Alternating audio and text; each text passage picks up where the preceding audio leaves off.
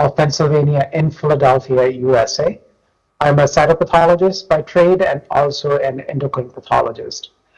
It's an honor to give a talk on the current status of thyroid pathology and how it keeps on changing in view of the molecular diagnostics, the molecular profiling of thyroid tumors, and the most recent version of clinical risk stratification as released by American Thyroid Association last month. So my talk is going to focus on some of the clinical aspects, some of the molecular aspects, and how it all relates to managing the patient.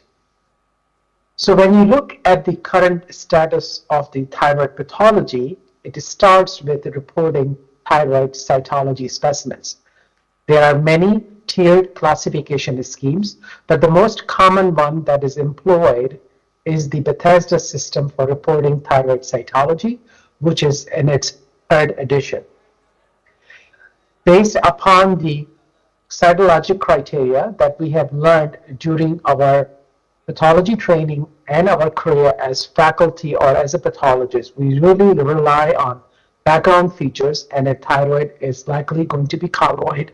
The cellular features, which are the features of the cell itself, and the architecture. And these, based upon these criteria, they can be fit into one of the 6 categories of Bethesda system for reporting thyroid cytology. The specimens that do not meet the adequacy criteria are classified as non-diagnostic, and the diagnostic categories include, which are management-based, are benign to malignant. As you can see, there is a indeterminate group which is classified as Bethesda 3 or atypia of undetermined significance and follicular neoplasm. The term follicular lesion of undetermined significance was used for Bethesda classification edition 1 and 2, and now it has the only term used for Bethesda 3 is atypia of undetermined significance. The recent classification scheme, the version 3, is associated, like its predecessors, with an associated risk of malignancy, which is provided as an average, and the ranges based upon literature. There are also management recommendations. This classification also takes into account the introduction of the NIFT-P category, which used to be malignant tumor prior to 2016, and it causes a different decrease in the risk of malignancy, specifically for Bethesda 3 to Bethesda 5. This classification scheme also includes a table for the classification and diagnosis of pediatric thyroid nodule, and as you can see, the risk of malignancy is a bit different from the adult classification scheme, and it's almost up to 100% for both suspicious for malignancy and malignant. One has to realize that the tiered classification schemes are also used for other organ system reporting of cytology specimen coming from these organs, especially pancreatobiliary, lung, and international system for reporting serous effusions. The other one is the Milan system, which is used for salivary gland lesions and neoplasms. So all pathologists and clinicians are used to a tiered classification scheme. Recently, the WHO has taken on the task of developing a cytology classification scheme of reporting cytology specimens of head and neck lesions, and that will include thyroid and salivary gland lesions also. This is also a tiered diagnostic scheme, which includes the categories non-diagnostic, benign, atypical, neoplasm of uncertain malignant potential, which will include the follicular neoplasm category and the neoplasm category for the thyroid and salivary gland lesions, suspicious for malignancy and malignant, and this is work in progress. It is also important to realize that in 2022, which came out recently as WHO 5th edition of classification of neuroendocrine neoplasm, which includes thyroid neoplasms. This classification scheme is based upon the clinical risk assessment, the molecular profiling, and histogenesis of thyroid lesions and neoplasm. It includes also a category of benign tumors, which include follicular adenomas and thyroid follicular nodular disease, which was previously classified as multinodular goiter. It includes a low-risk neoplasm, and that's low risk means clinical behavior, and then malignant neoplasms. When we take this all in account, the credit goes to TCGA molecular profiling of thyroid lesions, which was mainly focused on papillary thyroid carcinoma. But I think it was groundbreaking because it really made everything in a more molecular, simplistic approach, where it created these two main food groups of papillary thyroid carcinoma based upon their nuclear cytology, architecture, and the aggressive nature by pathology. That means either they were encapsulated tumors or infiltrative tumors. So those two main food groups were BRAF or BRAF-like tumors, which included classic papillary thyroid carcinoma and tall cell subtype and other aggressive subtypes, and RAS-like tumors, which were follicle-forming tumors encapsulated, showed capsular or vascular invasion, but were not infiltrative tumors and uncapsulated. What it really comes down to that the BRAF-like tumors and RAS-like tumors behave in a different fashion. And this is based upon, like, the BRAF-like tumors are not sensitive to the negative feedback from the ALK and RAF pathway, which is due to high MAP kinase signaling output, whereas RAS-like tumors do respond to ALK feedback, and they show lower MAP kinase signaling. So now how does it lead to clinical behavior? As we know, the way to treat thyroid cancers is through surgery, and some of them are treated by follow-up radioactive iodine treatment. The BRAF mutated tumor had showed to have reduced radioactive iodine uptake, which is of critical significance on how these patients are managed. And even if you're not a molecular pathologist, you do realize that based upon pathologic features of infiltrative tumors with intralymphatic spread, lymph node metastasis is going to be more common in tumors which are BRAF-like or BRAF-mutated tumors. Based upon the TCGA data and other follow-up studies, and now we have the molecular test that can be applied to cytology specimen with a high, negative, and positive predictive value. And these tests include home brew tests, where they are single marker tests, or panels of markers, which are more commercially available. There's also a new test available, which is called Thyroid Print, and it uses markers which employ the tumor microenvironment and tumor epithelial cells and provide an algorithm providing the risk of malignancy for various diagnostic category, and is also associated with a high negative predictive value. When choosing a molecular test for a cytology specimen, one needs a high negative predictive value because majority of these nodules are going to be benign, including the ones which are classified as atypical or even neoplasm.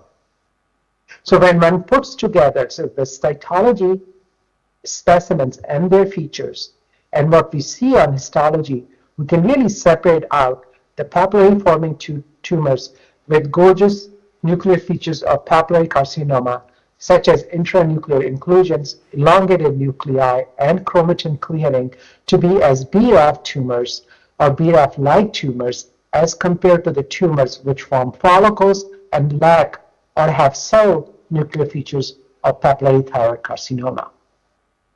And the BRAF V600E or BRAF-like tumors will be classic subtypes of papillary carcinomas with some of our bodies and intralymphatic spread as compared to NRAS or RAS-driven tumors, which will be follicular pattern and encapsulated tumors.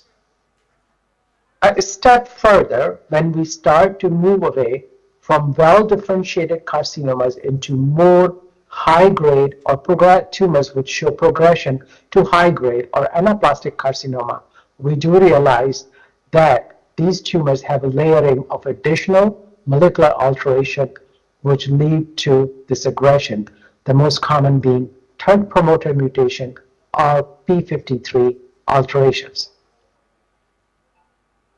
When one puts together the risk assessment, which is based upon structural recurrence of tumor, and looking at the pathologic features, it completely fits in with the pathologic classification, the molecular profiling of the tumors on the top being tumors which are encapsulated, minimally invasive, with or without nuclear features of papillary carcinoma, as compared to the intermediate risk tumors, which are infiltrated tumors, show solid growth pattern and infiltration or extrathyroidal extension, as compared to very high risk carcinomas, which will include anaplastic carcinoma.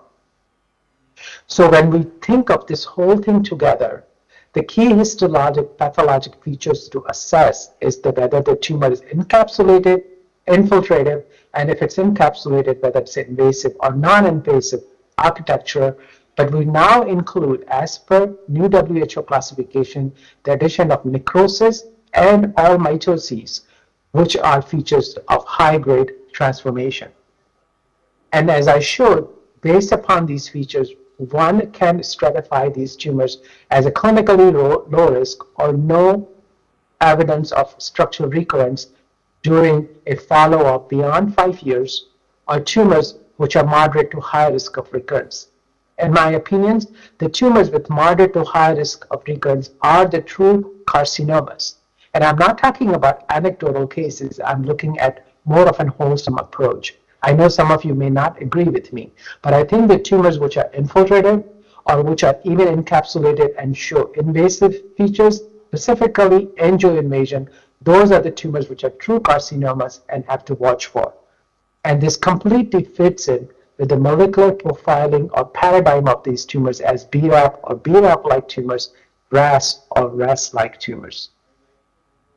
And now the most recent well-differentiated carcinoma guidelines that came through American Thyroid Association take all this data into account. And as you can see, this is applied to papillary thyroid carcinoma and its subtypes, follicular thyroid carcinoma, include an invasive encapsulated follicular variant of papillary thyroid carcinoma, which is also a RAS-driven tumors, and oncocytic carcinoma, which have separate category because their behavior and molecular profile is different than other follicular-derived carcinomas. So I'm going to share with you some learning cases which really open up my mind and really I started to understand more of the nuances to the molecular profiling of the tumor. Even I am not a molecular pathologist, and by just looking at the histology and the cytology of the cells, I can make up a prediction in my mind or an algorithmic approach how this tumor is going to behave and what will be the possible molecular profile. This was a learning case for me of a 50-year-old euthyroid man with a slowly growing left neck mass. Initial ultrasound showed a spongiform mass with similar echogenicity to the thyroid gland, measured 1.8 centimeter, but it was in the lateral neck. The thyroid had a multinodular appearance with solid and cystic areas and was classified as thyroid 3 with multiple nodules. This is the ultrasound, and on the left you can see the neck mass with the lateral neck mass, which is spongiform in appearance. And as you can see, when you go to the thyroid, it has similar echogenicity and a structural appearance. The FNA was performed on the lateral neck mass, which showed benign appearing follicular cells and colloid and no lymphoid tissue. And everybody thought likely this represents ectopic thyroid tissue. But the size of this mass and the laterality in the neck, one has to be very careful. So we submitted the smears for molecular analysis on this. And it came back with ETV6 and TRAC3 fusion. Fusion-associated carcinomas, especially the ones with ETV6 and NTRK3 or PEX8 PPRA gamma, are classified more as BRAF-like tumors because these can be infiltrative tumors with lymph node metastasis. This is the histology, and you can see how spongiform and benign appearing it looks. These are the lymph nodes, and you can see really, if you look at it on a high power, it's going to look like benign thyroid tissue, but this was in the lymph nodes. It has a macrofollicular growth pattern. So this was metastatic carcinoma with macrofollicular growth. This is the thyroid, which showed solid and follicular areas with foci of nuclear features of papillary carcinoma. So this was one of the cases of fusion-associated thyroid carcinomas. Now, when you think of fusions, you also have to realize that the low-risk neoplasms, such as NIPT-Ps and minimally invasive tumors which are encapsulated, can also have fusion. One of the most common fusion that is recognized in low-risk tumors, including NIPT-P, is theta fusion with IGF-2. And this is one of the studies that we published, and as you can see, there was 59+% of the cases were malignant. The majority of them were encapsulated, and this also included NIPT-P. The similar stuff has been reported, or similar data has been reported by other investigators also. Now, when you think of low-risk tumor, you have to think of NIPT-P, which was formerly classified as non-invasive encapsulated follicular variant of papillary thyroid carcinoma prior to 2016. We know that these tumors have nuclei of papillary carcinoma, but they form follicles. On molecular pathology, they are NRAS-driven, and on cytology, they are usually classified either as follicular neoplasm or suspicious for papillary carcinoma because of their elongated nuclei, intranuclear grooves, but the intranuclear inclusions are rare in these cases. On histology, they are encapsulated tumors, non-invasive, follicular patterned, and show nuclear features of papillary thyroid carcinoma. One looks at the literature on this, and this study also included our own data. One really has to look very carefully because some of these cases can be associated with lymph node metastasis. But in those thyroids, there are other foci of papillary carcinomas, which is the cause of those metastases and not NIPT-P. If you look at those cases where there was NIPT-P was the diagnosis, there is no recurrence and there is no patient died of disease. Most of these, interestingly, will be classified as, on cytology, as either Bethesda 3, 2, 3, 4, some of them even 2, which is benign, 4, and 5. Very little number will be classified as outright malignant. And this is what is reported also in the literature. Now, when you think of low-risk neoplasm like NIPT-P or follicular adenomas or very minimally invasive tumors, majority of them have most common mutation that you are going to see is RAS mutation, and RAS being the most common, which is expected, and followed by KRAS, HRAS, and KRAS. They can have fusions, copy number alterations, or BRAF fusions, but not BRAF V600E mutation. So the bottom line is, if a case has a BRAF V600E mutation, you will not call this NIPT-P or a follicular adenoma. The similar data has been reported by other investigators, and this is one of my favorite articles by Dr. Brandler. And as you can see, it really lays out, similar to TCGA, that when you have a BRAF V600E mutation, you are going to start looking at more of these carcinomas and infiltrated tumors, where majority of the tumors with NRAS point mutations are going to be either NIFT-P or encapsulated follicular pattern tumors. Another learning case. It's a case of a 15-year-old euthyroid genetic female with no risk factors, thyroid left lobe 2.7 centimeter nodule, and a left level 4 cystic mass, which was noted 3 years ago. It was biopsied, was called benign, and the patient was just followed for 3 years. As you can see here in the thyroid, there is a spongiform nodule with small echogenic foci. As you in this ultrasound thing, you can see these small echogenic foci, and there is the thyroid left level 4 mass, which is lateral to the mid-thyroid, and this is also a very hypoechoic mass. The FNA was performed, which showed few atypical cells on the left level 4 cystic lesion. The thyroglobulin RIN assessment of the FNA RINs was in the ranges of 450 nanograms per mil, which is very high and very diagnostic of papillary thyroid carcinoma. There are also lymphocytes in this specimen, so this was definitely a lymph node. The thyroid showed a lot of colloid and benign appearing follicular cells, and this was classified as Bethesda 2. The patient underwent left lobectomy and left neck level 4-6 dissection because of high thyroglobulin levels. One other possibility that was discussed that this is because of a micropapillary carcinoma or papillary carcinoma of a small size as per WHO 2022 in the thyroid, which has caused solitary metastasis.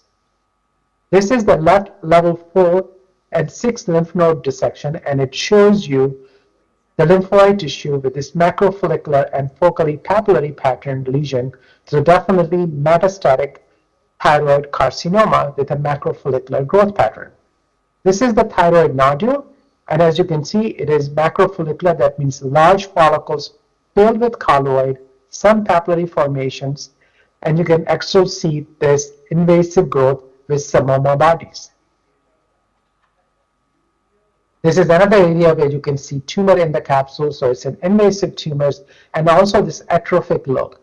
This tumor had a low Ki67 or proliferative index. It did not have ETV6 and TRAC3 transfusion as was in the previous case, and was definitely of thyroid follicular cell origin and BRAF V600E negative. This tumor was submitted for molecular analysis, but before molecular analysis, I realized that what I'm looking at, what has been reported in the literature as macrofollicular variant of follicular thyroid carcinomas, and these tumors have somatic mutation in DICER1 gene. And this case also had 2 hotspot mutations in DICER1. So this was a DICER1 associated tumor. The germline DICER1 was negative, and family elected surveillance and not further treatment in this case. So when one moves from the well-differentiated tumors into the tumors which have intermediate to high risk of structural recurrence as per American Thyroid Association guidelines and other clinical guidelines, the emphasis now is placed on presence of necrosis and mitosis. This is one of those cases which on cytology was called follicular neoplasm. There is no evidence of necrosis and mitosis.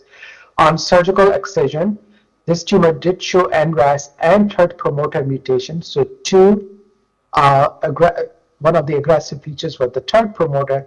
The patient underwent total thyroidectomy, and it showed majority of the tumor was encapsulated follicular pattern tumor with minimal invasion, and you can see nuclei of papillary carcinoma. But then there were areas within this tumor which showed Camero-type extensive necrosis, and you can see the nuclei of papillary carcinoma was not present in these areas. So this was a poorly differentiated carcinoma which was arising in the background of follicular variant of papillary thyroid carcinoma, which was pointed out by the presence of third promoter mutation.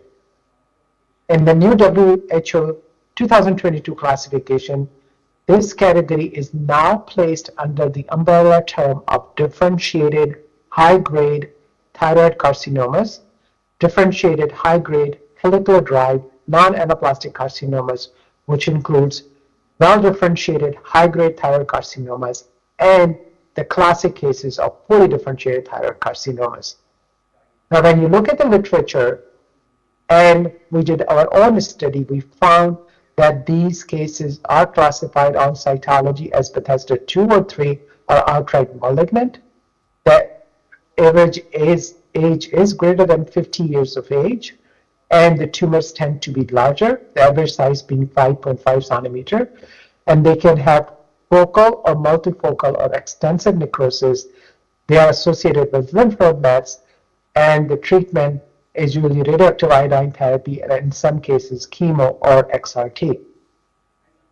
Majority of the patients are alive with disease, without disease, and the death from disease is pretty rare in these cases. But they are aggressive tumors as compared to their well-differentiated, non-high-grade counterparts. Similar study has been also published from Memorial, and as you can see, these tumors can be BRAF mutated, RAS mutated, and they can have TERT promoter or P53 or even P10 alterations. So I think mitotic index and necrosis is becoming very important to really look into histology specimen so we do not down classify an aggressive tumor as a low risk or tumor which is going to behave similar to a classic subtype of papillary carcinoma, which is non-aggressive. So there is now a more pressure on the pathologist to really sample these tumors very well and look for mitosis and necrosis. When one looks at the molecular profile, as I pointed out, you can see the majority of these tumors, which are high grade, PTCs or FTCs, follicular thyroid carcinomas, have either BRAF or RAS mutation, the BRAF being more common in papillary thyroid carcinomas and RAS being more common in follicular. But they also have TERT promoter mutations and or P53 alterations. Comparison is similar to poorly differentiated thyroid carcinoma, and as you can see, also some markers are also seen in anaplastic thyroid carcinoma. So this is a group of aggressive thyroid tumors. And because of this, the Thyroid Association risk stratification classification scheme now divides the intermediate risk category into low to intermediate based upon all pathologic features that are available, and also intermediate high risk. So there's a chances of a structural recurrence for low intermediate are 10 to 15% and 15 to 30% for high risk of structural recurrence. One still has to figure out what happens to the tumors which have only TERT promoter mutation or P53. And there's not a lot of data available on it, but I think this story is very quickly unfolding. And also the tumors which has focal versus extensive vascular invasion. And this is taken into account in the new risk stratification classification scheme. So pathologic features are becoming very important for this risk stratification. When one looks at the molecular landscape of thyroid tumors, one of the main questions that is asked in tumor boards for cancers which are radioactive iodine refractory. These include well-differentiated thyroid carcinomas as well as tumors which are high-grade or poorly differentiated. When one looks at the criteria for the radioactive iodine refractory tumors, these include tumors which lack RAI uptake on the first post-therapeutic scan, which were initially radioactive iodine avid and later became refractory, carcinomas with heterogeneous uptake in the primary as well as metastatic sites on radionuclide scan, and carcinomas which actually pick up radioactive iodine, but that does not affect disease progression. When one looks at the molecular profile of the tumor, this is the way the best genotype and phenotype correlation is available as compared to what was seen on the TCGA data. And the whole process comes to BRAF-like and RAS-like tumors. The BRAF-like tumors have a low thyroid differentiation score. That means expression of thyroid follicular cell markers, as compared to RAS-like tumors, which have a high thyroid differentiation score. And when one really looks at it, the BRAF mutated tumors and TERT promoter tumors and the tumors which have NRAS also, it's inversely correlated with sodium iodide supporter expression. So the BRAF-like tumors and the tumors which have TERT promoter mutations have less amount of sodium iodide supporter expression, and that's why the radioactive iodine uptake is less in these tumors. And there's further work which shows that this is through the TGF-beta and SMAD3 and PAX8 pathways. So there is definitely beautiful phenotypic and genotypic as well as clinical risk assessment all combined together under this umbrella. And it is also shown that the tumors which are radioactive iodine refractory in this study have extrathyroidal extension, BRAF mutation, TERT promoter mutation, and these are high-risk histologic subtypes. So this all comes together, and now the pathologic features are becoming more and more important in assessing the risk assessment for structural recurrence and distant metastasis. Since the molecular markers are also used on the cytology specimen, this study from University of Pittsburgh has shown that the molecular profiling of the cytology specimen can be divided into the tumors which are low risk, intermediate risk, or high risk. And based upon this, the type of surgery can be divided. And that risk assessment is similar to the clinical risk assessment or very close. So this is the whole new venue that is available now if you do molecular stratification on the cytology specimens.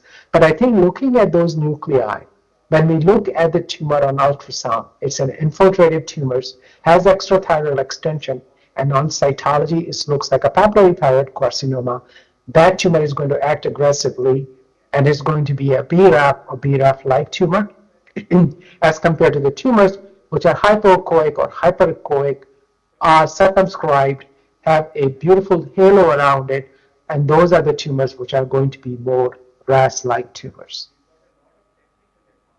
So in the end, the molecular alteration in thyroid carcinoma, even if you are not a molecular pathologist, it really identifies specific and predictive phenotypes of disease presentation. It provides a consideration of targeted therapies for the tumors which do not respond to traditional therapies, and it helps in deciphering a reliable and personalized strategies for our ultimate client, which is the patient. There are multiple markers and targets available with the drugs to really target these, and this is really becoming a big deal for these tumors because even we have seen a rise in aggressive thyroid tumors in the past 5 years based upon the SEER data. So this is not something uncommon. Now one has to realize that nothing is 100%. Even the tumors which are classified as being low risk or negative for malignancy by molecular test can be, even with a negative result, can show up as carcinomas. However, the good news is that these tumors, which are classified as currently negative or negative but limited on molecular testing, and I'm giving example of thyroid, these tumors will show up with a risk of, will show up with tumors which are, but those tumors are low risk tumors. So I think if you take a wholesome approach to the molecular profiling of cytology specimens, or look at the literature, it is really proven to be very good for indeterminate categories. However, there is not enough data available at hand to endorse this for tumors that are cytologically classified as suspicious for malignancy or malignant. But I think within a couple of years that data will be available. But one also has to realize that the molecular testing is a very costly test, and it needs to be validated in a population, especially in pediatric population where it's not so validated, and there can be reimbursement issues. And one also has to think about when there are solo high-risk signatures like third promoter mutation or P53, does it mean always an aggressive tumors? I personally believe when you have multiple alterations in a sample, those are the tumors which will act in an aggressive fashion and are true carcinomas. Do we always need molecular to identify aggressiveness? This is a case of a 68-year-old man, with a slowly growing left thyroid neck mass, greater than 5%, which was PET positive. And on FNA, it looked like keratinizing squamous cell carcinoma. In the new WHO 2022 classification, all carcinomas of the thyroid that are aggressive and show abrupt squamous differentiation with keratinizing are actually anaplastic carcinomas. A keratinizing squamous cell carcinoma in the thyroid which does not show thyroid markers such as PAX8, monoclonal, or TTF1 is likely to be metastasis from the neighboring organs such as larynx or oropharynx, or a lymph node metastasis. So this tumor looked like a squamous cell carcinoma, which was also seen on the cell block, and when I did the thyroid stain such as PAX8, it was positive, as well as positive for squamous marker P63 and CK56. This tumor, I was able to do a BRAF immunostain, which is widely available, and this tumor was BRAF mutated. So this patient was included in the protocol for anti-BRAF therapy by just by that very limited cellularity specimen. So the message is not all cases require molecular analysis. So when we put all this data together, we are at the place where there are many tools available. The top of the list is the ultrasound and the clinical features, where the clinical risk assessment begins, combined with cytology. And if you have molecular data available, even if you do not have molecular data available, based upon pathologic features that are seen in surgical pathology or histopathology specimen, one can devise the estimated risk of structural recurrence for majority of the follicular-derived thyroid carcinomas. So thank you so much for your time. And if you have any questions, please feel free to email me. Thank you.